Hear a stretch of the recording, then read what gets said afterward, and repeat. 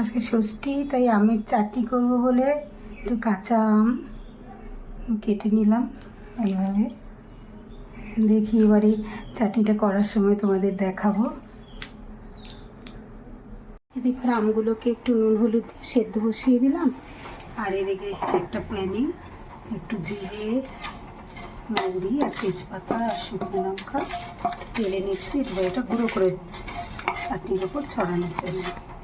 এবার একটা কড়াইতে একটু সর্ষের তেল গরম হওয়ার পর সর্ষের তেল দিলাম, সাথে দিলাম একটু শুকনো লঙ্কা, দিলাম তেজপাতা আর দিলাম 5 ফোড়ন। একটু মৌরিটা বেশি আছে।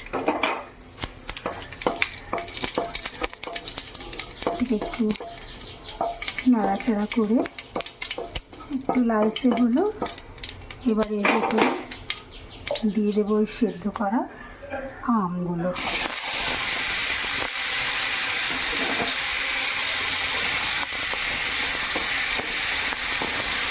একটু সেদ্ধ করে নিলাম, টকটাও কেটে যাবে, এবার সেদ্ধটাও খুব সুন্দর হয়ে যাবে। এবার একটু হালকা হাতে একটু নাড়াচাড়া করবো। এবার সুন্দর একটু ভাজা ভাজা ভাব হলো। এবার এতে আমি দিয়ে দেবো একটু নুন, দিয়ে দেবো আর দেবো চিনি। একটু মিষ্টি মিষ্টি করবো আচারটা। আচ্ছা না, ভুল বললাম, চাটনিটা চিনিটা বেশি করেই দিচ্ছি। আবার পরে দেখে নেবো কতটা বেশি করে। এবার এটাকে একটু নাড়াচাড়া করতে হবে। করলে দেখি কালারটা খুব সুন্দর চলে আসবে। চিনিটা পরিমাণ মতো হলে বুঝতেই পারা যায় কালারটা কেমন।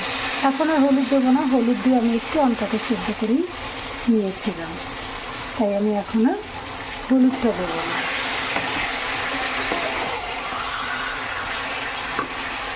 আরেকটু হচ্ছে চিনি দিতে হবে, যে যেমন টক মিষ্টি পছন্দ করো। আমি একটু মিষ্টি মিষ্টি করবো।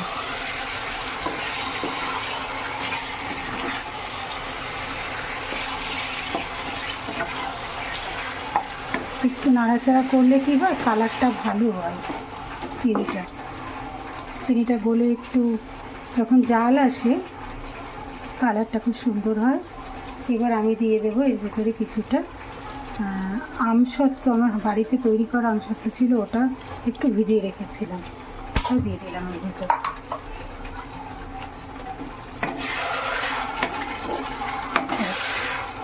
এবারে একটু ঢাকা দিয়ে কিছুক্ষণ আমি রান্না হতে দেবো, আবার ফিরে আসবো একটু পর। দেখো বন্ধুরা, কিছুক্ষণ সেদ্ধ হওয়ার পর এবার আমি ঢাকনাটাকে খুলে দিলাম। তো দেখে মনে হচ্ছে এখন এতে আরেকটু মিষ্টি লাগবে, কালারটা দেখেই বোঝা যাচ্ছে। একটু মিষ্টি দিয়ে দিতে কালারটা একটু ভালো আসবে।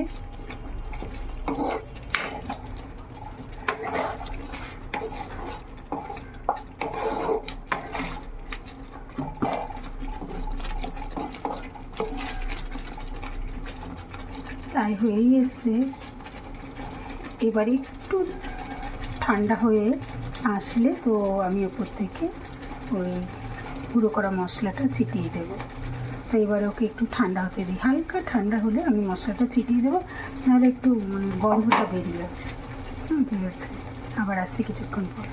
বেশ অনেকটাই ঠান্ডা হয়ে গেছে। এবার আমি এর উপরে সেই ভেজে রাখা গুঁড়ো মশলাটা একটু ছড়িয়ে দিচ্ছি, গুঁড়ো করেছিলাম। এর উপরে এবারে আস্তে আস্তে ছড়িয়ে দিলাম। ছড়িয়ে দিয়ে এবার এটাকে একটু মিশিয়ে নেব, আর উপর থেকেও একটু ছড়িয়ে দেবো। দেখো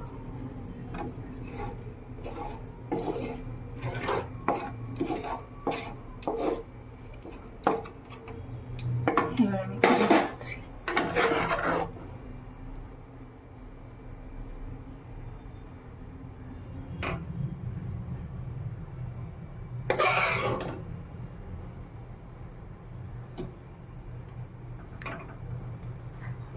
সুন্দর দেখতে হয়েছে বলো।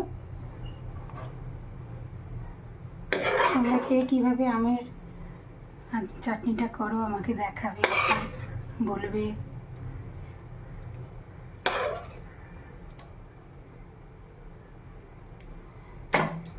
এর উপর দিয়ে আমি আবার একটু ভাজা মশলা ছড়িয়ে দেব।